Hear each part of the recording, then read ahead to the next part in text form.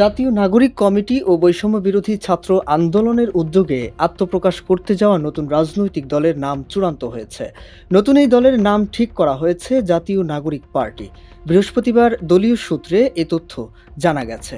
এই দলে তরুণদের রাজনৈতিক দলটির আহ্বায়ক পদে নাহিদ ইসলাম ও সদস্য সচিব পদে আক্তার হোসেনের নাম চূড়ান্ত হয়েছে। এছাড়া হাসনাত আবদুল্লাহকে দক্ষিণাঞ্চলের মুখ্য সংগঠক, সার্জিস আলমকে উত্তরাঞ্চলের মুখ্য সংগঠক এবং নাসির উদ্দিন পাটোয়ারীকে মুখ্য সমন্বয়ক পদে চূড়ান্ত করা হয়েছে।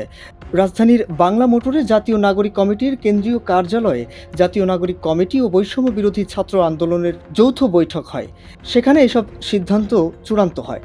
বৈঠকে অংশ নেওয়া জাতীয় নাগরিক কমিটির দায়িত্বশীল ৪ জন নেতা দলের নাম ও যেসব পদে নেতৃত্ব চূড়ান্ত হয়েছে সেগুলো নিশ্চিত করেছেন।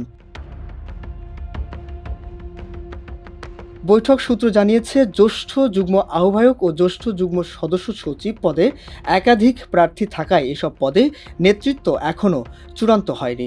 সব ঠিক থাকলে আগামীকাল শুক্রবার আত্মপ্রকাশ করবে নতুন এই দলটি।